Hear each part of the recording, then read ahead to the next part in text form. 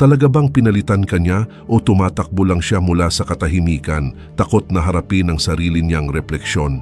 Kung magiging totoo tayo, mabilis siyang lumipat, masyadong mabilis.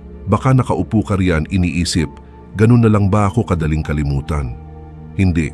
Hindi siya lumipat dahil nakalimutan ka na niya. Lumipat siya dahil natatakot siya. Takot na mapag-isa kasama ang sariling isip. Takot na maupo sa kawalan at ma-realize na walang ibang makakatingin sa kanya tulad ng ginawa mo. Takot aminin na nagkamali siya. Pero ganyan talaga ang mga pagkakamali. Hindi agad lumalabas ang bigat nila. Minsan linggo, buwan o kahit taon bago tuluyang tumatak. Sa ngayon, nasa yugto pa siya ng pagtanggi. Akala niya panalo siya. Akala niya naka-upgrade siya. Akala niya kontrolado niya ang lahat. Ito ang katotohanan na hindi naiintindihan ng karamihan sa mga lalaki. Hindi umaalis ang mga babae kapag tapos na silang magmahal. Umaalis sila kapag iniisip nilang may mas mabuti pa. Umaalis sila kapag mas matimbang ang emosyon kaysa sa lohika. Umaalis sila dahil sinasabi ng lipunan na laging mas maganda ang nasa kabila, na laging may mas malaking oportunidad na naghihintay. Pero ano ang mangyayari kapag nakarating siya sa kabilang panig at na-realize niyang nasa pinakaberde na pala siyang damuhan mula pa noong una? Ano ang mangyayari kapag nagising siya sa tabi ng lalaking hindi siya hinahamon, hindi siya pinaparamdam ng kuryenteng atraksyon, at walang lalim na siyang dahilan kung bakit ka naiiba? Doon papasok ang pagsisisi. Doon magsisimula siyang pagdudahan ang lahat. Pero dito nagkakamali ang karamihan sa mga lalaki. Nagpapanik sila, hinahabol nila, nagsisimula silang mag-text, tumawag, nagmamakaawa ng closure na parang negosyo ang pag-ibig. Malaking pagkakamali. Dahil sa oras na habulin mo siya, pinapatunayan mo ang paniniwala niyang hawak niya ang kapangyarihan mula pa noong una. Magsisimula siyang mag-isip, oo, tama ang desisyon ko. Kung talagang mahalaga siya, hindi siya aakto ng ganito. Kita mo, sa sandaling maniwala siyang emosyonal ka pa rin, wala na siyang mararamdaman. Pero kapag natahimik ka, kapag bigla kang nawala ng walang paliwanag, walang paghingi ng tawad, doon mas lalong lumalakas ang presensya mo. Doon magsisimulang magtanong ang isip niya ng mga mapanganib na tanong. Sandali, bakit hindi niya ako hinahabol? Hindi ba niya talaga ako minahal? O mas masama pa, baka may kapalit na siya. Doon magsisimulang pumasok ang pagdududa. At ang pagdududa ang pumapatay sa katiyakan. Sa ngayon, kampante siya. Naniniwala siyang tama ang desisyon niya. Pero ang kumpiyansang iyon ay nakatayo sa paniniwalang naghihintay ka pa rin, nasasaktan ka pa rin, at pinapanood mo pa rin siya mula sa malayo, umaasang babalik siya. Sa sandaling masira mo ang paniniwalang iyon, lahat magbabago. Hindi ito tungkol sa pagbabalik niya. Ito'y tungkol sa pagbabalik mo sa sarili mo. Ito'y tungkol sa muling pagtuklas sa lalaking minamaliit niya. Dahil kapag natutunan mong maging malaya, kapag naging lalaking hindi naghihintay, hindi humahabol at hindi lumilingon, hindi lang siya magsisisi sa pag-alis. Siya pa ang babalik ng kusa. Pero sa oras na iyon, wala ka nang pakialam. At iyon ang pinakamalupit na kapangyarihan. Una, ang kapangyarihan ng kawalan. Ang katahimikan ay isang sandata at sa ngayon, maaari mo itong gamitin para ipaisip sa kanya ang lahat o sayangin ito sa pagpapakain ng kanyang ego gamit ang desperasyon mo. Karamihan sa mga lalaki hindi ito naiintindihan. Ang kawalan ay lumilikha ng halaga. Kapag mas hindi ka available, mas nagiging kanais-nais ka. Isa itong psikolohikal na katotohanan. Hindi hinahangad ng tao ang madaling makuha. Hinahangad nila ang inaakala nilang nawala. Sa ngayon, hindi niya ramdam na may nawala sa kanya. Bakit? Dahil nandyan ka pa rin, hindi man pisikal, pero emosyonal. Alam niyang iniisip mo pa rin siya.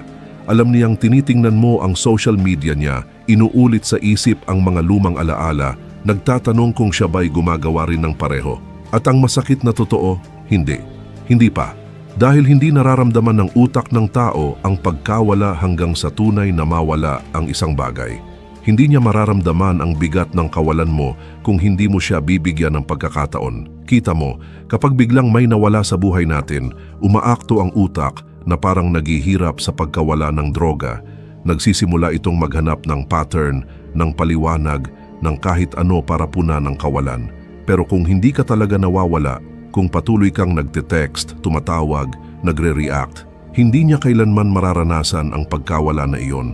Hindi siya magtataka, hindi siya magtatanong, at kung hindi siya magtatanong, hindi siya magsisisi.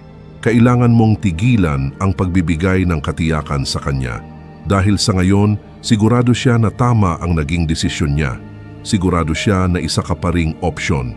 Sigurado siya na nandyan ka pa rin kung sakaling magbago ang isip niya.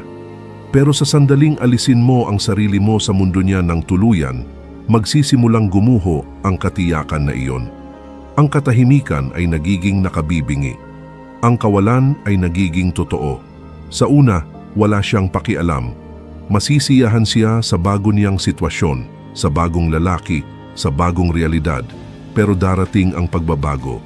Mawala ang honeymoon phase, mauupos ang saya, at bigla siyang iiwan ng isang nakakatakot na tanong, nagkamali ba ako? Doon magsisimula ang pag-stalk. Sisilipin niya ang profile mo, tatanungin ang mga kaibigan ninyong pareho, hahanapin ang anumang palatandaan na apektado ka pa rin. At kung nagawa mo ito ng tama, wala siyang makikita, walang malungkot na post, walang pasaring na quotes, walang desperadong pagpapakitang ang ganda ng bago mong buhay. Wala, puro katahimikan. At ang katahimikan, kaibigan ko, ay kapangyarihan. Dahil ngayon, siya na ang nagtataka, siya na ang nagtatanong, siya na ang nakakaramdam ng pagkawala. Ganito mo babaliktarin ang sitwasyon, ganito mo muling makukuha ang kontrol sa pamamagitan ng hindi paggawa ng kahit ano, sa pagpapaupo sa kanya sa katahimikan hanggang hindi na niya kayanin. Pero karamihan sa mga lalaki walang disiplina para gawin ito. Bumabagsak sila, nagpaparamdam, aksidenteng nalalike ang lumang post. At sa isang iglap, wala na ang kapangyarihan, nabali ang kawalan, nawala ang misteryo, at bumabalik siya sa pakiramdam ng katiyakan. Huwag kang maging ganoong lalaki, maging lalaki kang umaalis ng walang salita, yung naglalaho ng walang paliwanag. Yung nakakaunawa na ang tunay na kapangyarihan ay nasa pagiging hinahanap, hindi sa pagiging laging nandiyan. Ikalawa, ang kontrol sa emosyon, ang tunay na lakas inaasahan niyang bibigay ka. Inaasahan niyang guguho ka, magwawala, magmamakaawa ng mga sagot. Inaasahan niyang gagawin mo ang mga emosyonal na pagputok, mga text sa disoras ng gabi, mga desperadong paraan para patunayan ang halaga mo. At kung nagawa mo na ang alinman doon, binabati kita. Eksakto mong nilaro ang inaasahan niya. Pero may sasabihin ako, wala nang mas nagbibigay ng respeto kaysa sa isang lalaking ayaw magpagapo sa sariling emosyon. Isang lalaking hindi natitinag, hindi nauuga, walang pakialam sa gulo sa paligid. Dahil ito ang hindi naiintindihan ng karamihan sa mga lalaki. Hindi nawawala ang atraksyon ng babae dahil lang sa hiwalayan mismo. Nawawala ito kapag nakita nilang bumigay ka sa presyon, kapag nakita nilang ang emosyon ang nagdidikta ng mga kilos mo imbes na lohika. Doon nila nasasabi, tama ang desisyon ko. Pero totoo rin ang kabaligtaran. Kapag nanatili kang kalmado, kapag nagpatuloy ka na may matatag na katahimikan, magsisimula siyang magtanong sa lahat. Dahil sa kaibuturan niya, inaasahan niyang pare-pareho lang ang reaksyon ng lahat ng lalaki.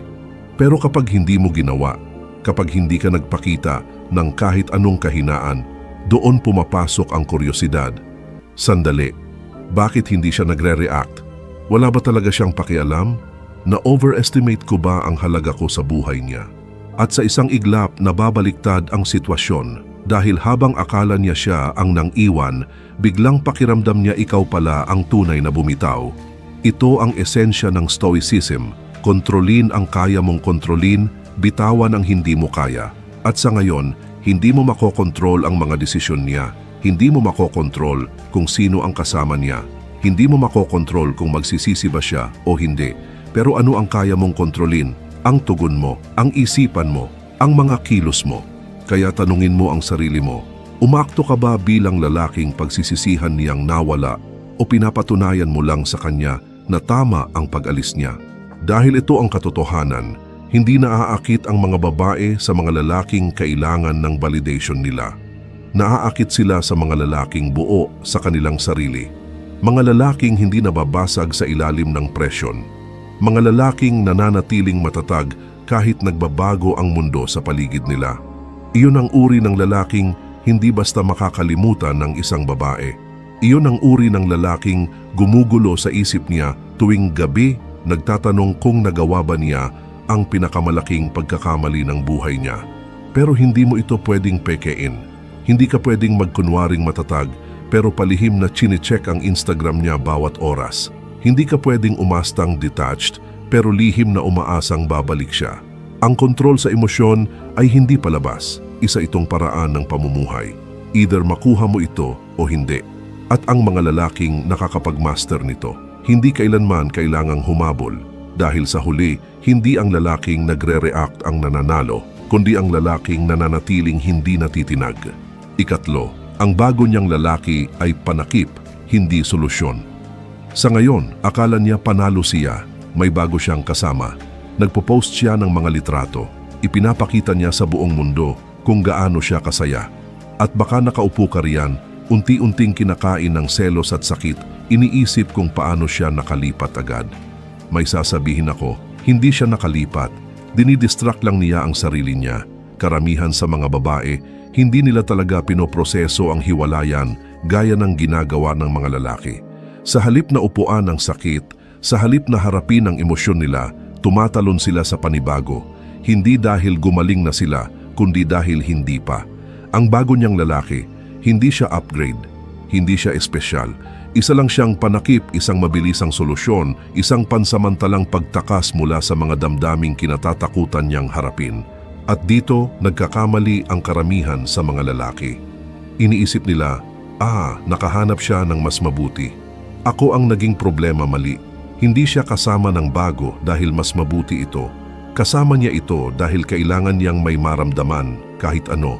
At kung tunay siyang nakalipat, kung tunay siyang masaya, hindi niya mararamdaman ang pangangailangan na ipakita sa iyo ito. Ang realidad, ang mga rebound na relasyon ay may predictable na pattern. Nagsisimula sila ng mabilis, umaalab at pagkatapos bumabagsak. Bakit? Dahil hindi sila nakatayo sa tunay na pundasyon, nakatayo sila sa pag-iwas.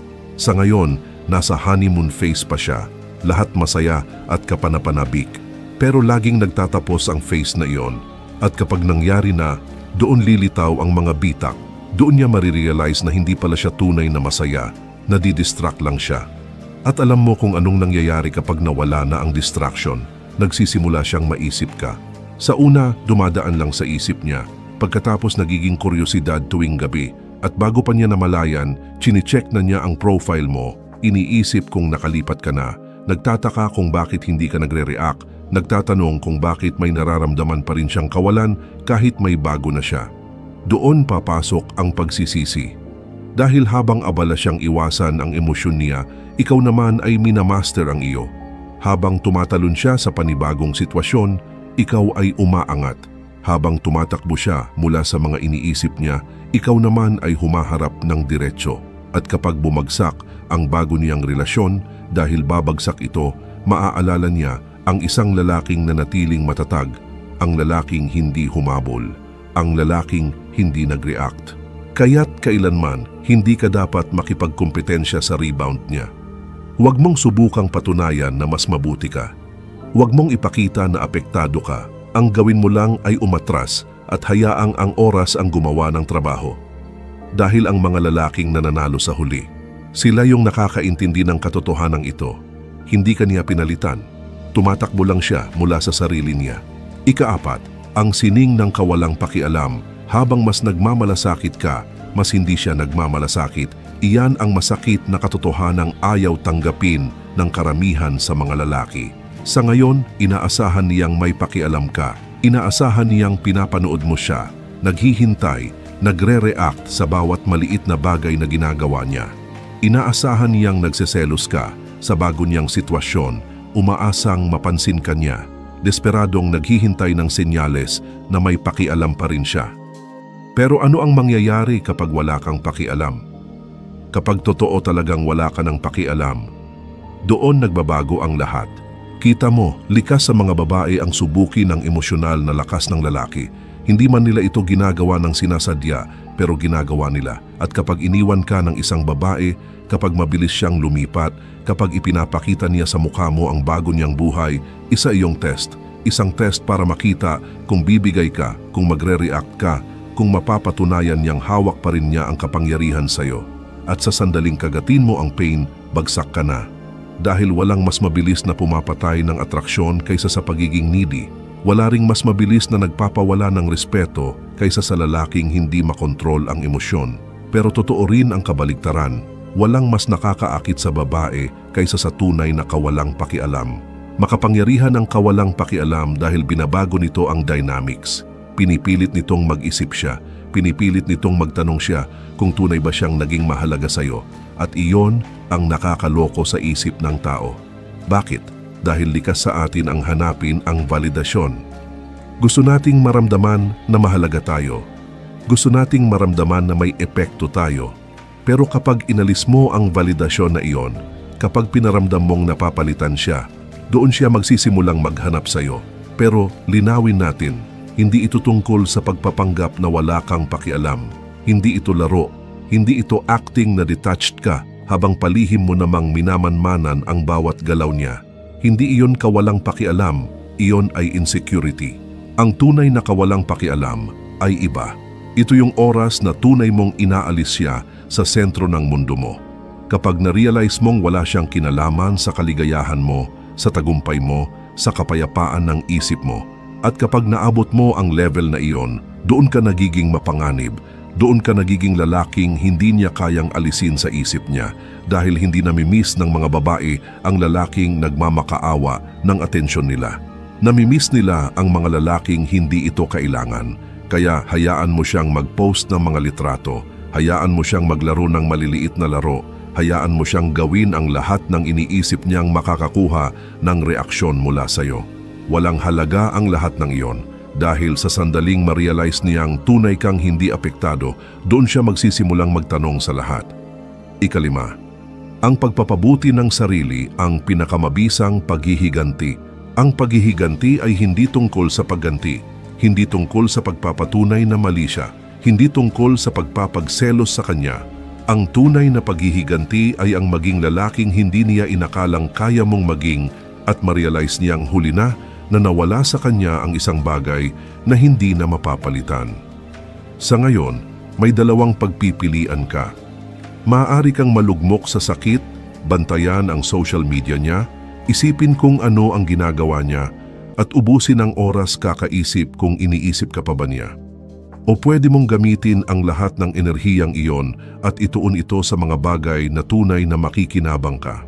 Dahil ito ang realidad, hindi ka niya pinapansin sa ngayon. Hindi siya nawawalan ng tulog dahil sa'yo, hindi pa, pero hindi ibig sabihin na hindi iyon mangyayari. May kakaibang paraan ng mga babae ng pagbalik kapag hindi mo inaasahan, pero hindi sila bumabalik dahil gusto mo. Bumabalik sila kapag na-realize nilang nawala sa kanila ang mahalagang bagay. At ang realization na iyon, mangyayari lang kapag nakita nilang umaangat ka kahit wala siya.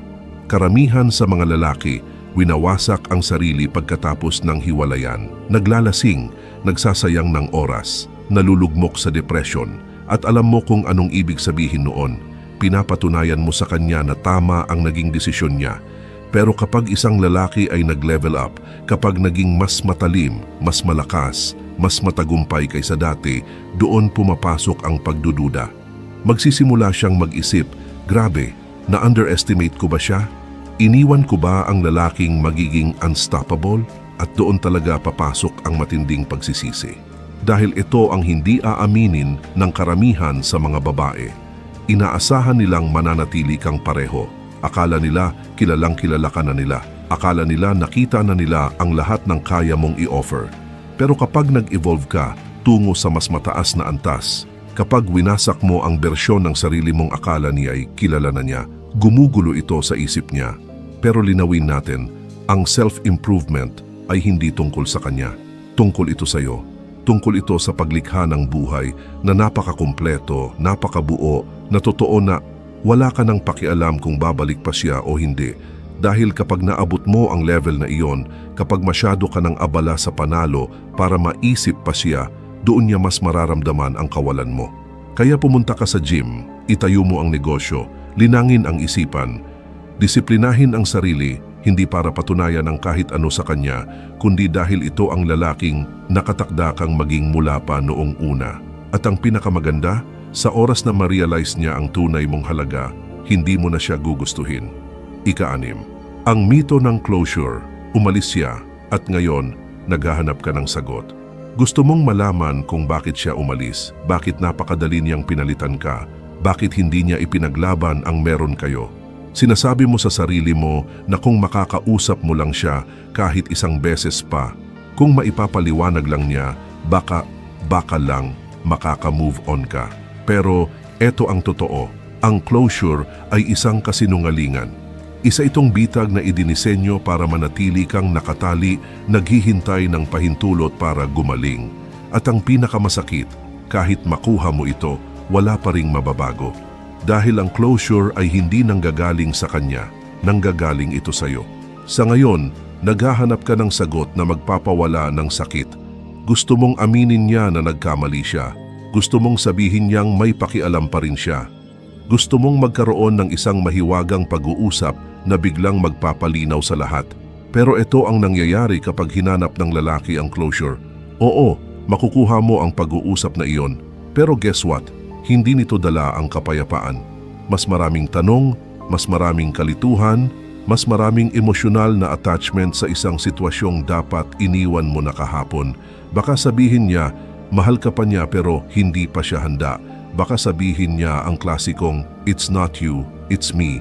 Baka magpakita siya ng lamig at distansya at mas masaktan ka pa kaysa dati.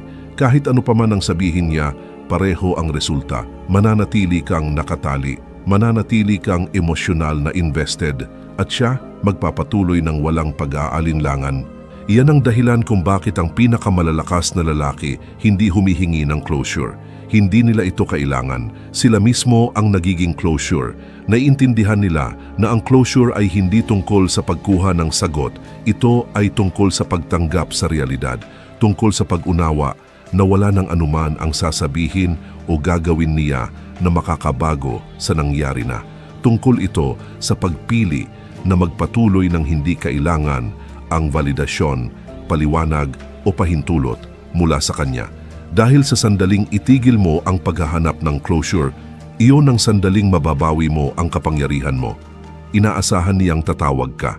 Inaasahan niyang maghahanap ka ng sagot. Inaasahan niyang may kailangan ka mula sa kanya. Pero kapag nawala ka ng walang salita, kapag ikaw mismo ang nagsara ng pinto, doon siya magsisimulang mag-isip, sandali, bakit hindi siya naghahanap ng closure? Bakit hindi siya nakikipag-usap? Minahal ba niya talaga ako? At sa isang iglap, nababaliktad ang mga papel. Kaya tigilan mo na ang paghahanap ng pagtatapos na magpapagaan sa loob mo. Ang tanging closure na kailangan mo ay ito. Wala na siya. Tapos na. Kumilos ka ayon doon. Ika-7, pinapanood ka pa rin niya kahit hindi akala mo nakalimutan ka na niya. Akala mo tuluyan na siyang nakalipat, namumuhay ng pinakamagandang bersyon ng kanyang buhay, habang ikaw naman ay pinipilit buuin muli ang sarili mo. Pero may sasabihin ako, pinapanood ka pa rin niya, kahit may bago na siya, kahit i-block ka pa niya, kahit sabihin niyang tapos na siya ng tuluyan, nandyan pa rin siya, patagong tumitingin, patagong nagtataka, dahil kahit anong pilit niyang kumbinsihin ang sarili na wala na siyang pakialam, likas sa tao ang kabaligtaran. Likas tayong curious, lalo na kapag iniwan natin ang isang bagay na akala natin ay kabisado na natin.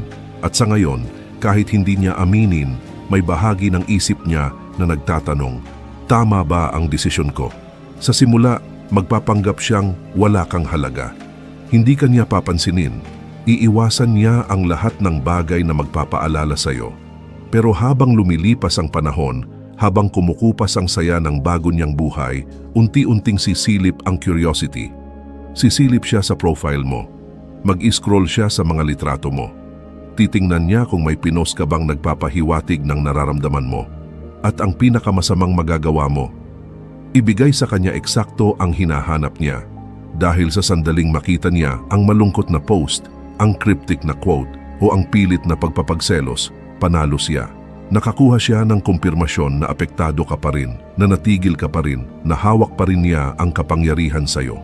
Pero kung sisilip siya at wala siyang makikita, walang sinyalis ng sakit, walang emosyonal na pagsabog, walang desperadong pagpapansin, kundi katahimikan at isang lalaking halatang mas gumanda pa ang buhay, doon magsisimula ang pagdududa. Sandali, bakit hindi siya wasak? Bakit mas masaya pa yata siya nang wala ako? Na-misjudge ko ba ang halaga niya? At ang pagdududang iyon, mabagal pero matindi. Nagsisimula ito bilang isang simpleng tanong, pero kalaunan nagiging pagsisisi. Dahil ito ang hindi aaminin ng karamihan sa mga babae. Ayaw talaga nilang maging masaya ka nang wala sila. Gusto nilang maramdaman na mahalaga sila. Gusto nilang paniwalaan na ang pag-alis nila ay may iniwang marka. Pero kapag inalis mo ang kasiyahang iyon, kapag inakto mong parang hindi siya kailanman naging parte ng buhay mo, doon niya mararamdaman ang isang bagay na hindi niya inaasahan, ang pagiging walang halaga. At iyan ang bumabalik sa kanila, hindi ang mga salita mo, hindi ang mga pagtatangka mong patunayan ang sarili mo, kundi ang malamig at di mapagkakailang katotohanan na hindi mo siya kailanman kinailangan. Kaya huwag kang mag-post para sa kanya, huwag mong tingnan ang kanya, huwag kang makipaglaro sa mga laro niya, basta maglaho ka. Dahil habang mas kaunti ang alam niya, mas lalo siyang magtatanong. Ikawalo, ang akit sa pamamagitan ng misteryo. Kapag alam niya ang lahat tungkol sa iyo, mawawala ang interes niya. Kapag kaya niyang hulaan ang bawat galaw mo, mababato siya. Kapag hindi na siya nagtatanong kung ano ang ginagawa mo, titigil siyang mag-alala. Ang misteryo ang lahat pagdating sa akit. At sa ngayon, ikaw ay nagiging irresistible o tuluyang nakakalimutan. Tingnan mo, karamihan sa mga lalaki ay kabaligtaran ng dapat nilang gawin pagkatapos ng hiwalayan. Sobra silang nagpapakita, post ng post, pilit na nagyayabang, nag-iiwan ng mga pahiwatig na sana mapansin siya. Pero ang lahat ng iyon, pumapatay lang ng curiosity. Dahil kapag sigurado ang babae sa isang bagay, titigil siyang isipin ito. Pero kapag hindi siya sigurado, kapag may mga puwang sa kwento, kapag hindi niya alam kung ano ang nangyayari sa buhay mo, doon nagsisimulang mag-obses ang isip niya sa iyo. At dito nagkakamali ang karamihan ng lalaki. Gusto nilang makita ng babae ang progreso nila. Gusto nilang ipakita na mas gumaganda ang buhay nila. Kaya sila ay nagyayabang, mga flashy na post, selfie sa gym, cryptic na quotes na para sa atensyon niya. Pero ito ang totoo. Kapag tunay kang masaya, kapag totoo kang nagle-level up, hindi mo kailangang patunayan ito sa kahit sino, lalo na sa kanya. Dahil ang mga lalaking tunay na panalo pagkatapos ng hiwalayan, naglalaho sila, tumatahimik sila, hinahayaan nilang magsalita ang kanilang pagkawala at ang katahimikan na iyon, yung mismong magpapaulol sa kanya. Dahil ngayon mapapaisip siya, iniisip pa rin ba niya ako? Nakalimutan na ba niya ako? May bago na ba siyang kasama? Bakit wala siyang pinopost? At sa sandaling magsimulang magtanong ang babae, doon muling nabubuo ang atraksyon. Dahil ang misteryo ang siyang pumipindot sa isang bagay na nagtatali ng tao, ang kawalan ng katiyakan. Lumilikha ito ng tensyon, pinipilit nitong punan ng isip ang mga puwang, at kadalasan mas masama pa ang naiisip niya kaysa sa totoo. Baka may mas maganda kang kapalit, baka tuluyan ka na niyang nakalimutan, baka sobrang abala ka na sa bago mong buhay na hindi na siya pumapasok sa isip mo. At ang kaisipang iyon, mas magpapahirap sa kanya kaysa sa kahit anong ipopost mo online. Kaya tigilan mo ang pagbibigay ng buong kwento, tigilan mo ang pagbibigay ng access sa emosyon mo, tigilan mong gawing madali para sa kanya na makamove on. Manahimik ka, maging hindi mahulaan, panatilihin siyang nagtataka. Dahil habang mas kaunti ang alam niya, mas lalo niyang gugustuhing malaman. Ikasiyam, ang comeback test. Darating ang oras na babalik siya. Maaaring isang text bigla. Maaaring isang random na like sa post mo. Maaaring simpleng mensahe sa DM. Hi, kumusta ka na? At sa sandaling iyon, lahat ng emosyon na akala mong nailibing mo na, babalik bigla. Lalakas ang tibok ng puso mo, mag-o-overthink ka. Magtatanong ka, ito na ba yon? Napagtanto na ba niyang may nawala siya? Pero bago ka mag-react, Bago mo paniwalaan na bumalik siya ng tuluyan, huminto ka at mag-isip. Dahil hindi lang ito basta mensahe, ito ay isang pagsusulit. Tingnan mo, hindi lang basta bumabalik ang babae dahil namimiss ka niya. Bumababalik siya para malaman kung option ka pa rin. Gusto niyang malaman kung available ka pa emosyonal, kung naghihintay ka pa rin, kung maaari ka pa rin niyang balikan kahit kailan niya gusto. At ang paraan ng tugon mo, iyon ang magtatakda ng lahat. Karamihan ng lalaki, bagsak dito. Sa sandaling magparamdam ang babae, natutuwa sila. Sumusagot agad. Nagpapakita ng sobrang excitement. Iniisip nila, ito na ang pagkakataon kong patunayan ang halaga ko. Mali. Dahil sa sandaling maramdaman niyang apektado ka pa rin, mawawala ulit ang interes niya. Dahil nakuha na niya ang sagot, hindi ka talaga naka-move on. At sa isang iglap, wala na siyang dahilan para habulin ka. Pero ang mga lalaking pumapasa sa test na ito, hindi sila nagre-react, hindi sila nagmamadali sa pagsagot. Hindi nila ibinibigay ang inaasahan niya.